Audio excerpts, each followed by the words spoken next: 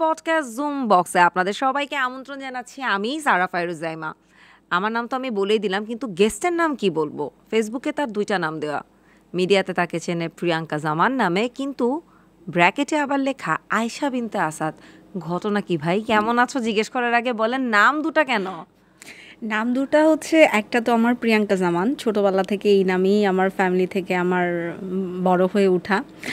So তারপরে যখন আমি দেখলাম যে এই নামের কোনো অর্থ নাই, মানে বিশেষ করে হাদিসে, তো তখন আমি দেখলাম যে আমি একটা হাদিস পড়েছি যে আমাদের মানে ইসলামিক কোনো অর্থ, আরবিক অর্থ নেই। আরবিক অর্থ নেই, হ্যাঁ।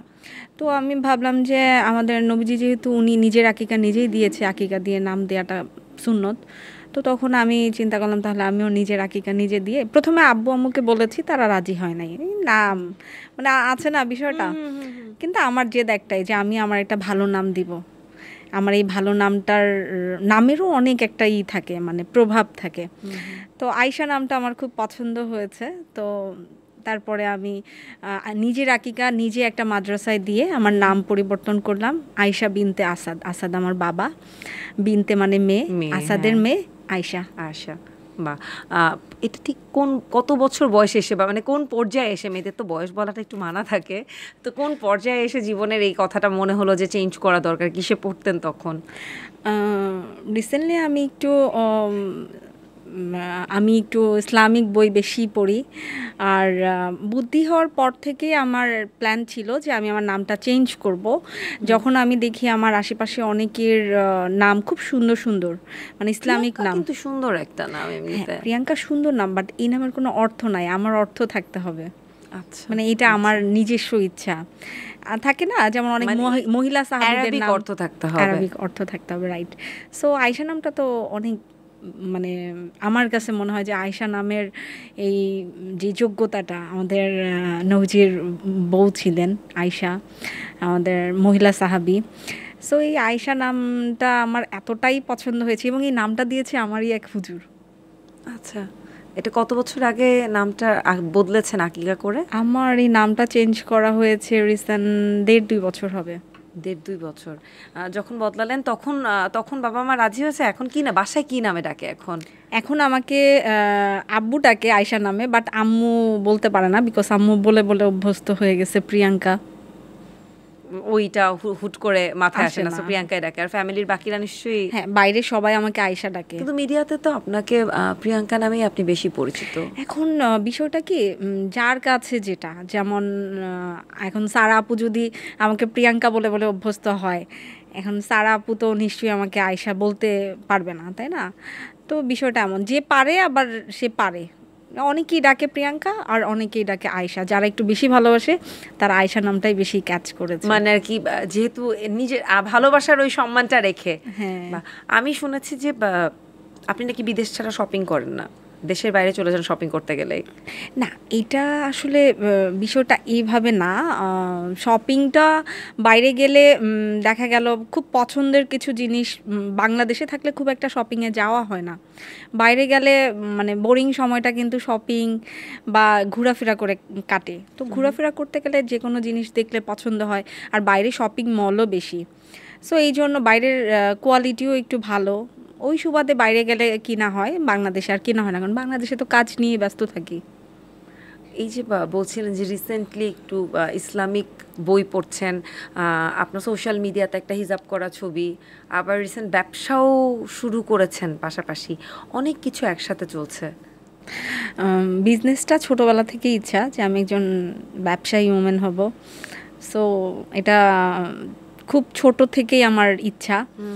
তো স্টাবলিশ হওয়ার পর আমার কাছে মনে হয়েছে যে আমি তো সব সময় এই মিডিয়াতে অ্যাক্টিং করব না, কারণ প্রত্যেকটা মানুষের বয়সের সাথে সাথে মন মানসিকতা, তারপরে শক্তি, সব কিছুই চেঞ্জ হয়। সো ওই সুবাদে আমার একটা ব্র্যান্ড আছে কিউট অ্যান্ড ক্লাসি। সো নামটা আমার নিজের পছন্দের দেয়া, কিউট অ্যান্ড ক্লাসি। মানে আমি যে কাজ করব আমার কাজের সাথে আমার নামের মিল থাকতে হবে। সো ওইটা করে, তো এই রমজানের আগেই আমার মানে জাস্ট। আপনার কি মনে হয় আপনি বেশি কিউট নাকি ক্লাসি? আমি দুইটাই। নাইস। নিজেকে খুব কনফিডেন্সের সাথে আপনি যে বলছেন, এটাও কিন্তু একটা বেশ ভালো দিকই আমি বলবো। আচ্ছা, যেহেতু এত কিছু নিয়ে গল্প হচ্ছে, আমার মনে হয় বা একবারে শুরুর থেকে কিছুটা শুনে আসি, ছোটবেলা থেকে বেড়ে ওঠার গল্পটা যদি শুনে আসি, কিভাবে এই মিডিয়ার সাথে পথ চলাটা শুরু হলো। ছোটবেলায় আমি মিডিয়াতে এসেছি খুবই ছোটবেলায়, তখন মনে হয় ক্লাস 8-9 মেবি পড়ি, আমার মনে নাই।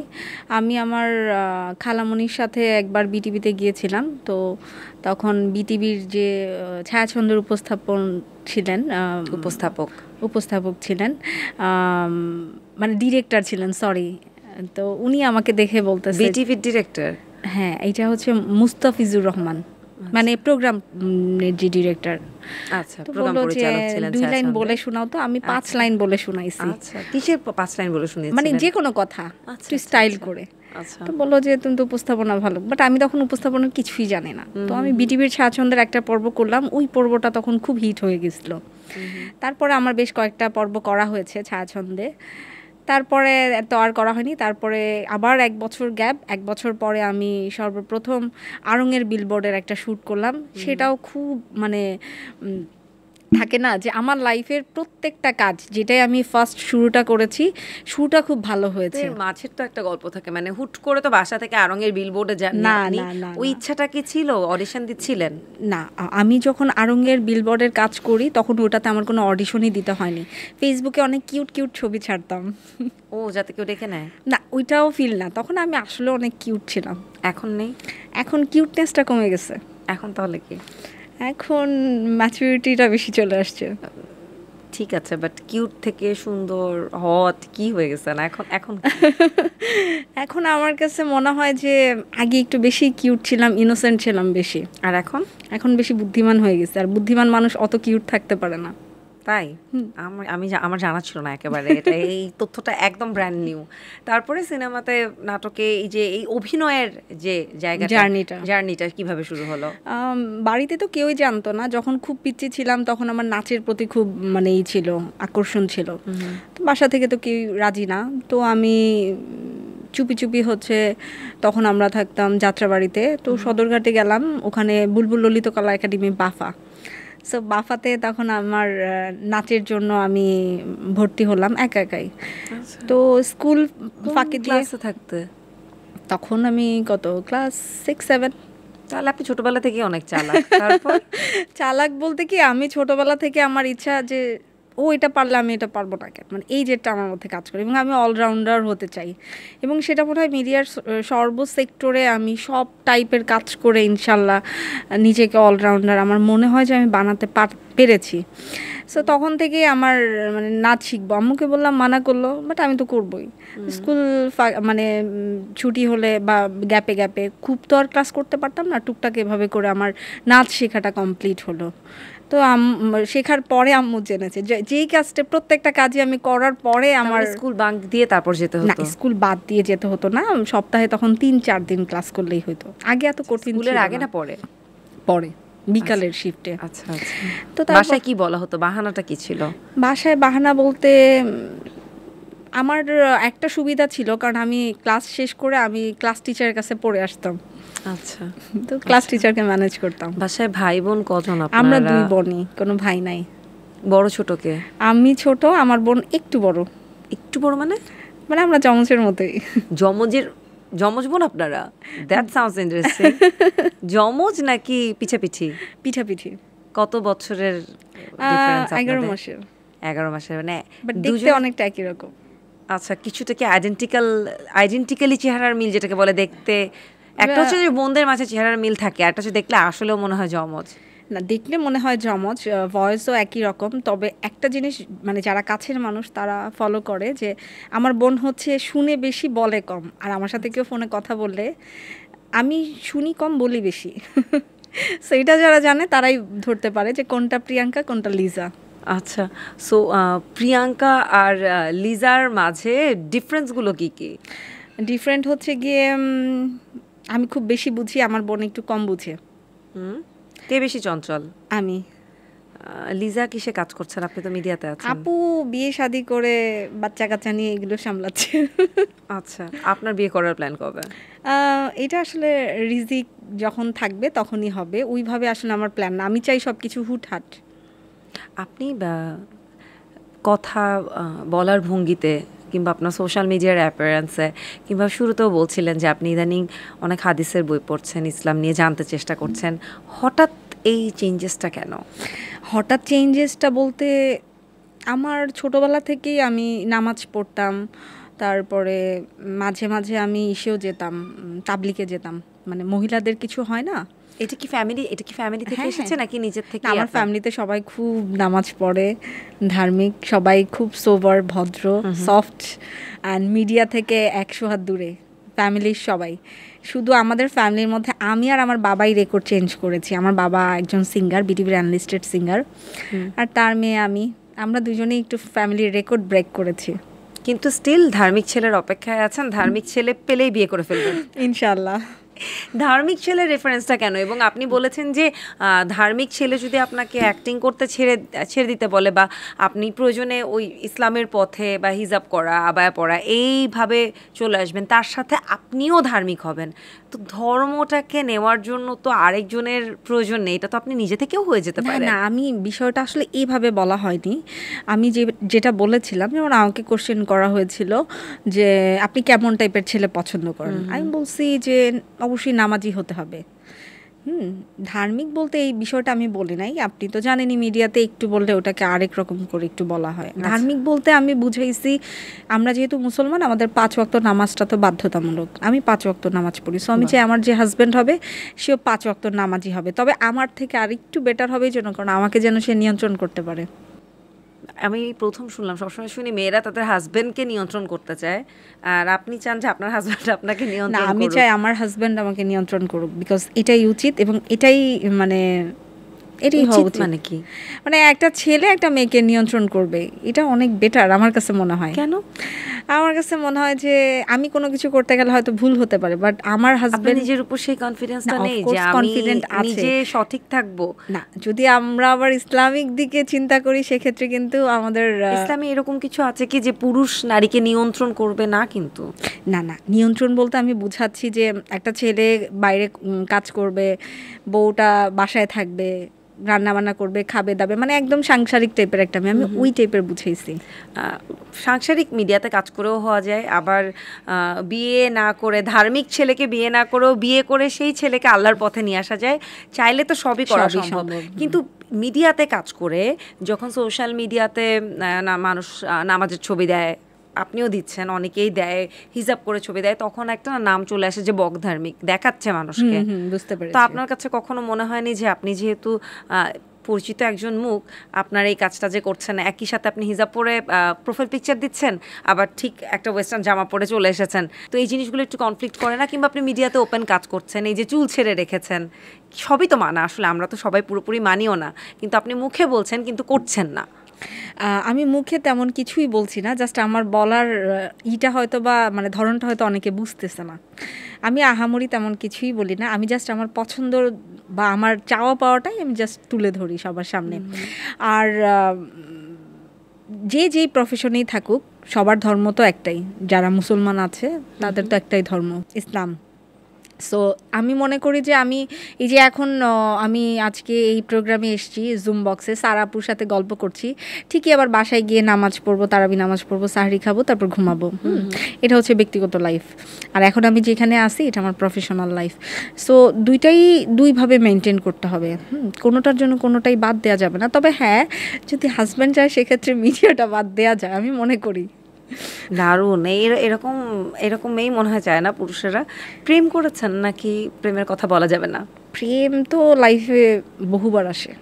কবার এসছে আপনার লাইফে? বলে কয়ে হয় না। প্রেমটা আসলে মানে একটা শয়তানের ধোঁকাই বলা যায়, আর এই ধোঁকায় আমরা অনেকেই পড়ি। কয়বার পড়েছেন এই ধোঁকায়? আসলে কাউন্টলেস। এখনো কি ধোঁকায় আছেন? না, এখন ঠিক হয়ে গেছি 2 বছর ধরে। 2 বছর ধরে? 2 বছর আগে পর্যন্ত প্রেমিক ছিল? অগণিত না, এটা প্রেমিক কখনো অগণিত থাকে না, একজনই থাকে। সে চলে গেলে আবার আরেকজন থাকতে পারে, এটাই স্বাভাবিক। এরকম যে কয়জন পর্যন্ত, নাম্বার কত? আল্লাহ, তারা আরে আড্ডায় তো বলাই যায়। আর প্রেম যেটা চলে গেছে ওটা তো গেছে, ওটা তো দ্যাটস জাস্ট আ নাম্বার, তাই না? এজের মতো তো ছিল। না, আমি আসলে একজনের কথা বলে আরেকজনকে কষ্ট দিতে চাচ্ছি না। আহারে, নাম জানবো না তো নাম্বার জানবো।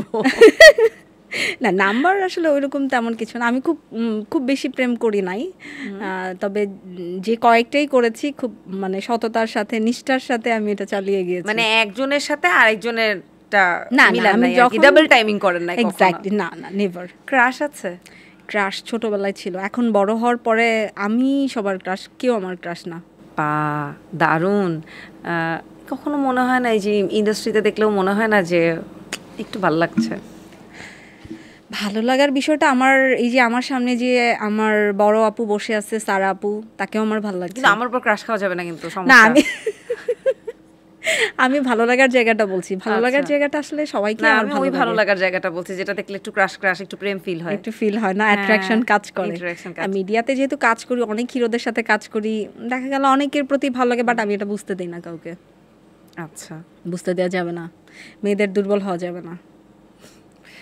একদিকে একটা মেয়েকে ছেলে কন্ট্রোল করা উচিত, আরেকদিকে মেয়ের দুর্বল হওয়া যাবে না। আমি আজকে খুব মজা পাচ্ছি কিন্তু আড্ডাটা দিয়ে। যদি কখনো কোনো ছেলেকে পছন্দ হয়, নামাজি দেখলেন, মনে হলো যে সে আপনি যেরকম ছেলে চান সেরকম, প্রপোজ করবেন? আমি কখনো কাউকে প্রপোজ করব না, আমাকে প্রপোজ করতে হবে। আমার মার কাছে এসে যদি বলে যে আমি ওকে পছন্দ করি, আমি ওকে বিয়ে করতে চাই, এবং খুব বেশি চাহিদা নাই, জাস্ট কিউট হয়ে থাকবে আমার সামনে, সবকিছুতে একটা বউ হয়ে থাকবে। খুবই কিউট চাই। প্রিয়াঙ্কা বলবো না, আয়েশা বলতে হবে আয়েশা। এখন না? আচ্ছা, তাহলে আস্তে আস্তে আয়েশাতে যাচ্ছি। তো সব কিউট চান, ঠিক আছে, কিন্তু এই যে কিউট ছেলেরা আসবে, শুধু কিউট তো আর ক্রাইটেরিয়া না। সো কি কি ক্রাইটেরিয়া থাকলে সেই ছেলেরা আপনার মায়ের কাছে পর্যন্ত যেতে পারে বিয়ের প্রপোজাল নিয়ে? এই বিষয়টা না আসলে সম্পূর্ণ মানে মানে ভুলে কয়ে হয় না। যেমন আমাকে যদি কেউ পছন্দ করে, মানে না, প্রেম করতে না, সরাসরি বিয়ে করতে চায়, একটা ব্যাপার থাকে না যে আমি বিয়ে করলে মিনিমাম এতটুকু চাই, একটা স্টেবিলিটি চাই, একটু হাইট চাই, কি সুদর্শন চাই, কি মাস্কিউলার চাই, কি একটু চাবি চাই, যে আপনার কিউট পছন্দ। আমার কোনো ডিমান্ড নাই কারোর প্রতি, আমার কাছে না, কারোর প্রতি না, আপনি জাস্ট আপনার পছন্দ জানতে চাচ্ছেন যে সুন্দর, কেমন সুদর্শন এবং সৎ মন মানসিকতা, এই তিনটা জিনিসই আমার ডিমান্ড। হাইট, ওয়েট এগুলো ডাজন্ট ম্যাটার? না, এইগুলো কম বেশি সবারই হয়, বাড়ে কমে। হাইট কিন্তু একবার কম হলে আর বিয়ে করার পর বাড়ার চান্স নাই। তবে আমি খাটো ছেলে পছন্দ করি না। এই তো লাইনে আসছেন, এই ক্রাইটেরিয়া জানতে চাচ্ছি। আচ্ছা, তাহলে বলেন যে কোনগুলো হচ্ছে রেড মার্কে, যেগুলো থাকলে ছেলেদের মাঝে আপনি বিয়ে করবেন না? না, করবো না তা না, এখন আমার যদি নসিবে থাকে আমার তো করতেই হবে, তবে আমার পছন্দ না। না, ওইটা তো বিয়ে সম্পূর্ণই আল্লাহ তাআলার হাতে। আমার ভালো লাগে লম্বা ছেলে, একটু ব্রাইট অ্যান্ড খুব সুইট করে হাসবে, খুব মানে লাজুক লাজুক লুকস দিবে, এই টাইপের আমার খুব পছন্দ। লাজুক লুকস দিবে? হ্যাঁ, মানে মানে ঘুমটা আপনি তুলবেন নাকি আপনার ঘুমটা উনি তুলবে, কোনটা আমি তো বুঝতে পারছি না। এমনটা হচ্ছে গিয়ে এখনকার যুগে আমার মানে আমার চাহিদাটা একটু আপনি ডিফারেন্ট। চান ছেলে আপনাকে কন্ট্রোল করবে, আবার ছেলে লাজুকও হবে?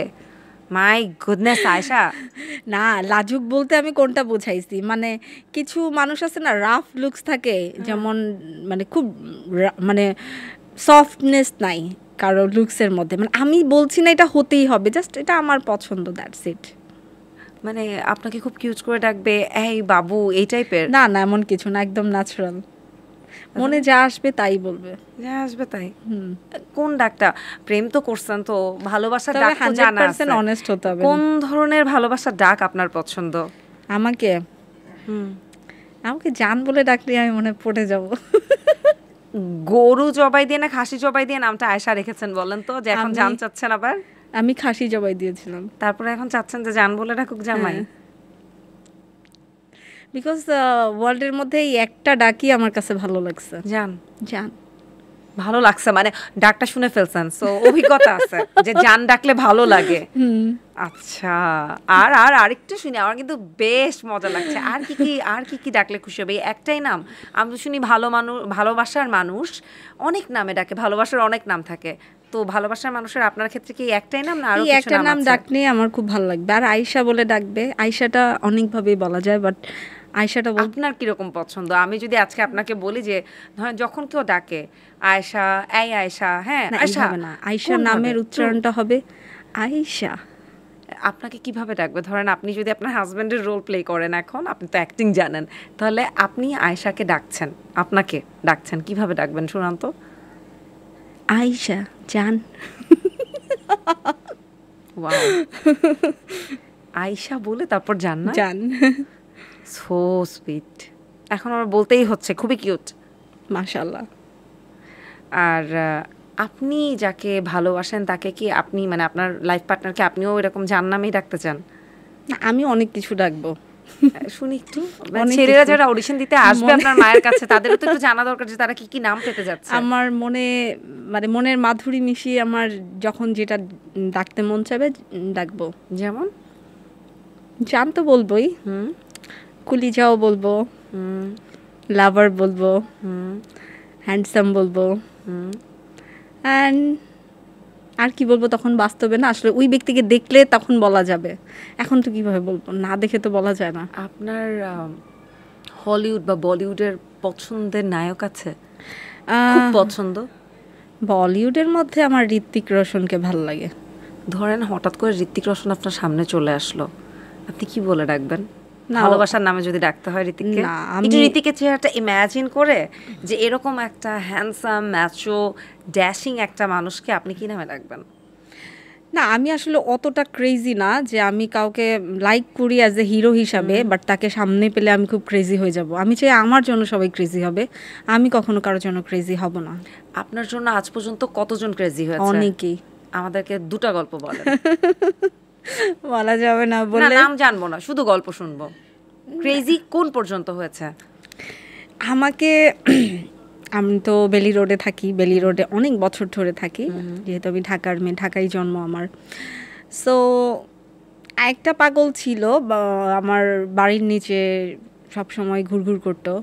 আমি কখন বেরোবো, কখন বারান্দায় আসবো, মানে আমি জানি না, বাট সেই ব্যক্তি জানে। তো সেটা আমি 1.5 বছর পরে টের পেয়েছি, মানে জানতে পেরেছি। জানতে পারার পর ওই ব্যক্তির সামনে আমি গিয়েছিলাম একটা রেস্টুরেন্টে ডেকে, সে কাঁপতেছিল আমাকে দেখে। কেমন ছিল সে দেখতে? মোটামুটি, মানে আমি যেহেতু পছন্দ করি না, তো সেই তো আমার কাছে তো এরকম ভালো লাগবেই না, বাট আমার ভালো লাগছে তার এই ক্রেজিনেসটা। মানে একটা মানুষের জন্য মানুষ এত ক্রেজি হতে পারে। স্টকারকে দেখে ভালো লাগলো যে আপনাকে স্টক করতে লিটারালি? হ্যাঁ, আচ্ছা। আমি মাঝে মাঝে দেখতাম, বাট ওইভাবে বুঝতাম না যে একটা মানুষ এত ক্রেজি হলে যে সারা দিন রাত। তারপরে ছুটালেন কিভাবে স্টকারকে? সামনাসামনি যখন আমার সাথে দেখা হয়েছিল তখন আমি মানে অতটা অভদ্র না, ভদ্রই ছিল। তো আমি বলছি যে আপনি এই গরমের মধ্যে সারা দিন বাইরে বাইরে থাকেন কেন? বলে আমি আপনাকে একটু চিমটি কেটে দেখি। অনেক ক্রেজি। চিমটি কাটতে দিয়েছিলেন? হ্যাঁ, দিয়েছিলাম। কোথায়? হাতে? হাতে। ব্যথা পাইছেন? না, তো এইরকম এরকম করে কাঁপতেছিল, মানে উনি যে আমাকে সামনাসামনি আমি ওনার সাথে কখনো কথা বলবো এটা কখনো বিশ্বাস করে নাই। আর আরেকজন? আর আরেকজন ওটা আরো পাগল ছিল। ওটা আমাদের মিডিয়ারই একজন, আচ্ছা। একটা হিরো। তো খুব ক্রেজি ছিল। সে 3 বছর ধরে স্বপ্ন দেখেছে আমার সাথে কাজ করবে। সো ফাইনালি 3 বছর পর আমাদের একটা মিউজিক ভিডিওর কাজ করা হয়েছে। এই তো, তারপর তো শুটিংয়ের দিন সে সিন করতে পারছিল না, শুধু আমার দিকে তাকায় থাকতো। তা আমি বুঝি নাই, পরে বুঝেছি শুটিং শেষে। এটাই আমি তো শুনি যে মানুষ ক্রেজি হয়ে তার গল্পটা যখন আমি শুনলাম, পাঠায় দেয়, দামি দামি ফ্ল্যাট গিফট করে দেয়, গাড়ি গিফট করে, না ডায়মন্ড গিফটের বিষয়টা অনেক আসছে, অনেক মানে আমার সাথে এই হ্যাপেনটা হয়েছে, বাট এই বিষয়গুলো না আমি আসলে তুলে ধরতে চাই না, কারণ যে ব্যক্তিটা এমনটা করে তাকে আমি মনে করি সেও একটা সম্মানের জায়গায় আছে। সব কিছু সব জায়গায় বলতে হয় না।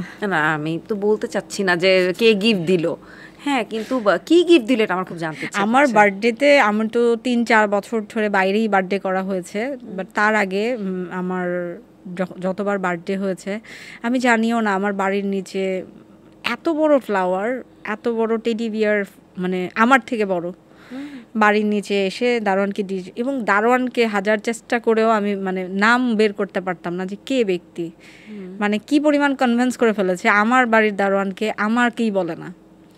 সো এরকম অনেক গিফট পেয়েছি, আরো অনেক গিফট পেয়েছি, বাট ভার্সাচি, শ্যানেল আর গুচির যুগে আপনি টেডি বিয়ারে তো পড়লে হবে না। না, এমনটা অনেক গিফটই পেয়েছি, বাট সবগুলো রিসিভ করি নাই। আচ্ছা, বার্থডেটা কবে বলেন তো, তাহলে আমরা একটু জানিয়ে দিই। 14ই জানুয়ারি আমার বার্থডে। আহা, এই বছর তো মিস হয়ে গেল, নেক্সট বছর এটা নিশ্চয়ই দর্শক দেখবেন ইনশাআল্লাহ। কিন্তু সিনেমাতে যে নাকি আপনার খুব একটা জমেনি অভিনয়টা, এরকমটা কেন হলো বলেন তো? সবার জন্য তো আসলে সিনেমা না, তাই না? সবার জন্য আবার ছোট পর্দাও না, যে যেটাতে পিক করতে পারে। যেমন আমি সর্বপ্রথম 2013 সালে বিটিভির ছায়াছন্দ্র উপস্থাপনা করেছি, তারপর আড়ং-এর বিলবোর্ড করলাম, মাধুলী জুয়েলার্স, তারপর সিঙ্গার এলইডি টিভি, মার্কুইস, চন্দন, জেডএসআরএম, জিটিসি, অনেক টিভিসি করেছি, বিলবোর্ডের কাজ করেছি, ম্যাগাজিনের কাজ করেছি। তারপরে আমি সর্বপ্রথম মিউজিক ভিডিও করলাম আরিফিন রুমির এক পলকে, তারপর করলাম আসিফ আকবর ভাইয়ার, তারপর করলাম কাজী শুভ ভাইয়ার। তারপরে নাটকে আসা, নাটকে আমার সর্বপ্রথম নাটক ছিল আজিজ মার্কেট, শাহবাগ, ঢাকা। তখন অনেক পিছিয়ে ছিলাম বলতে গেলে। তো এই নাটক করার পর আমার খুব মানে অন্যরকম একটা অনুভূতি ছিল। রাত মানে আমাদের যে ডিরেক্টর, উনি তো মারা গিয়েছেন, তো উনি একটু ছিল, মানে একটু ক্রেজি টাইপের ছিল, হুটহাট করে মানে শিডিউল ফেলতো, রাত 9টা 10টা 12টা এরকম। সর্বপ্রথম আমি নাটকে আসার পরে আমার কাছে মনে হয়েছে এত মানে মানে ডিসিপ্লিন নাই। পরবর্তীতে আমার এই ভুলটা ভাঙছে যখন আমি মানে সেকেন্ড নাটক করি RTV-র, এটা হচ্ছে গিয়ে হৃদয় ঘটিত, সজল ভাইয়ের সাথে, মম আপু আর সজল ভাই, আমরা তিনজন ত্রিভুজ প্রেমের একটা গল্প। তারপরে আমার ভুলটা ভাঙলো। তারপর তৃতীয় নাটক টিভির সাথে আসলে সবার অভিজ্ঞতাটা তাহলে ভালোই হয় না, ভালো হয়। ভুলগুলো ভেঙে যায়। আমার সেকেন্ড নাটক যদি RTV-তে না করা হতো, তাহলে এর আগে আমি খালি ক্যান্সেল করতে নিয়েছিলাম, মানে অনেকগুলো নাটক ক্যান্সেল করে দিয়েছি। RTV-র কাজটা করে আমার ভালো লেগেছে। তার তৃতীয় নাটকটাও আবার সজল ভাইয়ের সাথেই, চ্যানেল 9-এ। তারপর থেকে শুরু হলো আমার নাটকের যাত্রা।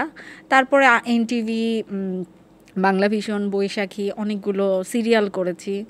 এটাতে না আমার ভালো লাগে, আমি খুব মজা পেয়ে গেছি। প্রত্যেকটা কাজের কিন্তু একটা মজা থাকে, মানে একটা ফিল থাকে। তো সিনেমায় গিয়ে না আমি আসলে ওইভাবে আমি আমার জায়গাটা করে নিতে পারি না, এটা আমার ব্যর্থতা, কারণ না।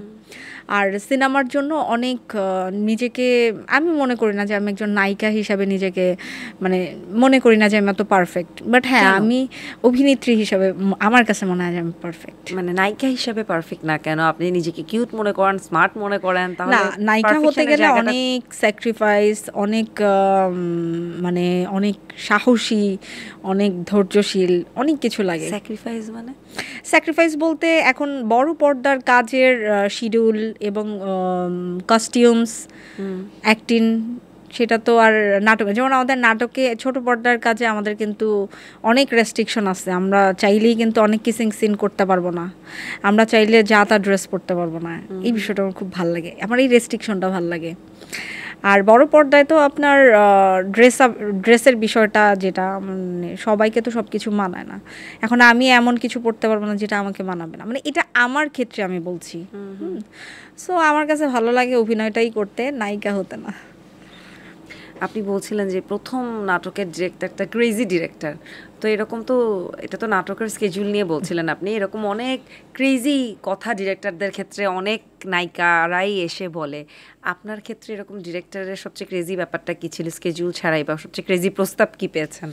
না, প্রস্তাবের বিষয়টা কি শুধু মিডিয়া না, আমি যদি আমি একজন মানে ব্যক্তি প্রিয়াঙ্কা জামান হিসেবে আমি যদি কোনো একটা চাকরি করতেও যাই, আমি যদি একটু সুন্দর স্মার্ট থাকি, ওখানেও কিন্তু আমার অনেক ধরনের কথা আসবে, অনেক কুপ্রস্তাব আসবে, আবার ভালো প্রস্তাবও আসবে। আপনার ক্ষেত্রে কি কি এসেছে? আমার ক্ষেত্রে আমি এগুলোকে না কখনো নেগেটিভলি দেখি না, পজিটিভলি দেখি। যে একটা মানুষকে কুপ্রস্তাব দিতেই পারে, কিন্তু আমি কি প্রস্তাব দিতেই পারে, কিন্তু সেটা আমি কিভাবে রিসিভ করব, আমি কিভাবে এটা হ্যান্ডেল করবো, এটা সম্পূর্ণই আমার মধ্যে। সো আমি কখনো কারো দোষ ধরি না। প্রস্তাব মনে হয় দিতে পারে না, প্রস্তাব দিতে পারে যে কোনো। কুপ্রস্তাব দেওয়াটা আসলে কখনোই আমার মনে হয় না খুব একটা ভালো কিছুর মাঝে পড়ে। আপনি কখনো চিন্তা করেছেন আপনি যদি এই নায়িকা বা মিডিয়াতে না আসতেন তাহলে কি হতেন? আমি নায়িকা না হলে আমার ইচ্ছা ছিল পাইলট হওয়ার। ছোটবেলায় থাকে না মানুষের কিছু মানে অযথা মানে স্বপ্ন, তো আমার পাইলট হওয়ার ইচ্ছা ছিল। কিন্তু মানে প্র্যাকটিক্যাল স্বপ্ন কি? আপনি কি মানে ওই পর্যন্ত মানে অনেক ছোটবেলা থেকেই তো মিডিয়াতে এসেছেন, কিন্তু কখনো ব্যাকআপ চিন্তা করেননি যে আপনি একটু আগে যেরকম বলছিলেন যে আমি তো সারা জীবন অভিনয় করব না, নায়িকা থাকবো না, তাহলে কি হবেন, কি হতে চান? আমার বিজনেস করার ইচ্ছা আছে খুব হালালভাবে। আমি হোয়াট ইজ হালাল বিজনেস? মানে কারোর সাথে বাটপাড়ি চিটারি না করে যে সুন্দরভাবে বিজনেস করা যায় সেটা, যে কোনো ক্ষেত্রে। আমার বিজনেস আমার অল ইন ওয়ান করার ইচ্ছা, যেমন আমার একটা সুপার স্টোরের মতো দেওয়ার ইচ্ছা। এখানে সব টাইপের জিনিস পাওয়া যাবে, যেটা আমরা বাইরে গেলে মার্টগুলোতে যাই, আমার খুব ভালো লাগে যে কোনো মার্টে গেলে সব পাই। যেমন আমাদের বাংলাদেশে কিন্তু একটা মার্টে সব কিছু পাওয়া যায় না, একটু কম পাওয়া যায় মানে, কিন্তু বাইরে আপনার প্রত্যেকটা এলাকাতে গলিতে গলিতে মানে মার্ট থাকে, মার্টের মধ্যে সব পাওয়া যায়। কোন কান্ট্রি? যে কোনো কান্ট্রিতেই, বাংলাদেশ ছাড়া সব কান্ট্রিতেই প্রত্যেকটা জায়গায় জায়গায় মার্ট থাকে। তো আমার মার্ট টাইপের কিছু করার ইচ্ছা, মানে আমি কিডস আইটেম, তারপরে ম্যান উমেন সব আইটেমই হচ্ছে গিয়ে আমি মানে একসাথে করব, যেন আমার কাছে আসলে সবাই এক জায়গাতেই অনেক কিছু পেয়ে যাচ্ছে। আমাদেরও এক্সপেকটেশন যে আপনি আপনার ব্যবসাটা সুন্দরভাবে দাঁড়া করাতে পারেন, কিন্তু তার আগে আমি আপনাকে একটা চ্যালেঞ্জ দিতে চাই, সেটা হচ্ছে বটল ফ্লিক। ব্যবসার আগে দেখি আপনি বটল দাঁড় করাতে পারেন কিনা। ওকে, সো রুলস হচ্ছে, এটা একটু সরিয়ে নিচ্ছি। তো এই বোতলটাকে এভাবে করে ফ্লিক করতে হবে, এভাবে করে ফ্লিক হয়ে। সারাপু একবার করে দেখান না। আমি পারি না, এই চ্যালেঞ্জ আপনার। আমি ওটা পারি না, কখনো খেলি নাই। সো লেটস ট্রাই, দেখি কয়বারে হয়। আমি জানি আমার হবে না, কারণ শুরুতেই কারোটা হয় না। সো আমি এটা বলেই নিচ্ছি যে আজকে আমার হবে না, বাট নেক্সট টাইম হবে। বাট আমি ট্রাই করছি, মাঝে আমিও ট্রাই করব। ওকে ওকে, দেন আমি একবার ট্রাই করে ফেলে দেখি। আমিও পারি না। গ্রেট। এটা হচ্ছে বিগিনার্স লাক। স্কোর কিন্তু কমে যাচ্ছে, হলো না একটুর জন্য। নাইস। ওফ, একটাবার একটু হয় দেখাও। হবে না, আমাকে দিয়ে কিছুই হবে না। Please help me.